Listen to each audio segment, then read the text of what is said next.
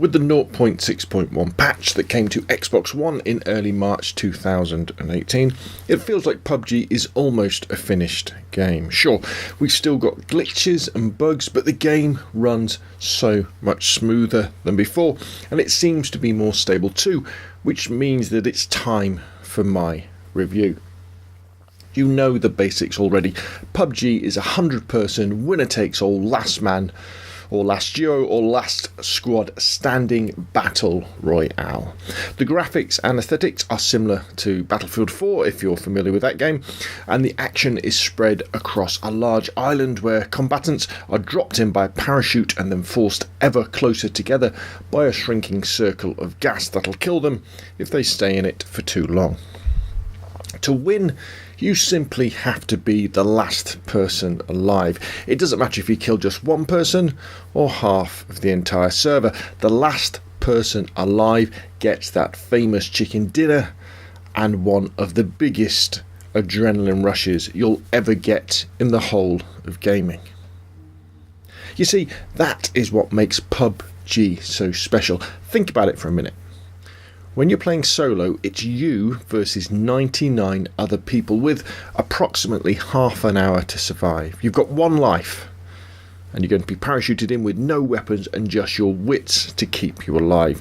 You'll need to loot for weapons, you'll need to find vehicles and make your way into the circle while either avoiding or joining combat with other players. Here's the thing though.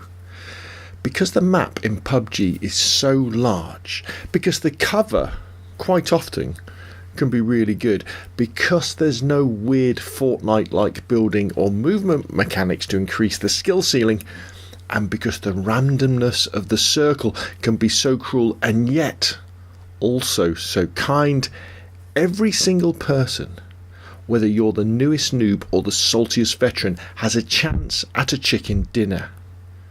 And again, that biggest adrenaline rush you can get in gaming. So, over the course of a PUBG match, you'll be wandering around, picking up weapons, driving vehicles and getting into the odd firefight. Unless you drop somewhere hot, it's quite a relaxing affair.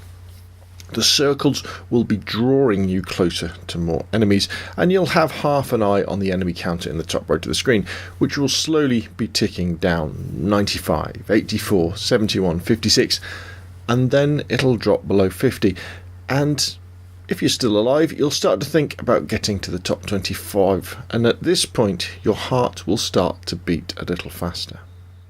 At this stage of the game you'll probably have finished looting and will be thinking about the best way into the final circles, whether that be a loud run into the centre on a motorbike or a stealthy jog in on foot following the circle. If things go well, the counter will be dropping down to 48, 33, 21, 14 and then the top 10. If you've got a good position in the circle, your heart will now really start to pound. You'll be listening for other players' gunshots, watching the kill feed and trying to make the best of the terrain.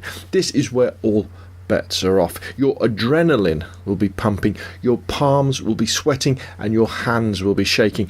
There is nothing like this in gaming, and it feels intense even if you don't win.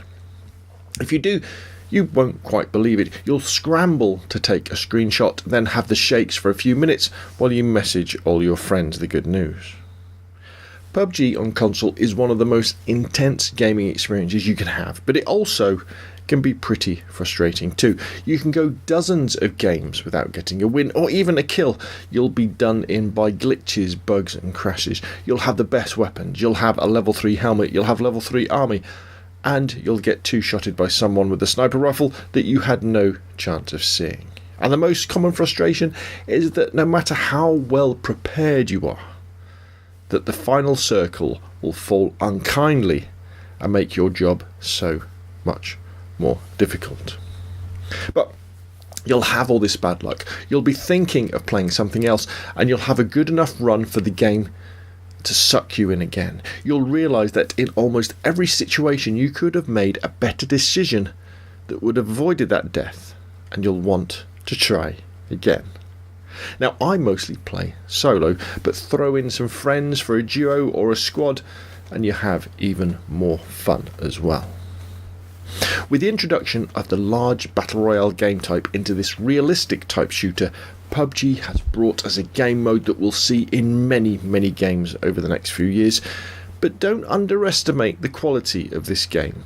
The pacing, the balance, the gunplay, the sound, the graphics, they might not all be excellent, but they're all very good, and you bring it all together into, honestly, a magical mix that is ever so addictive.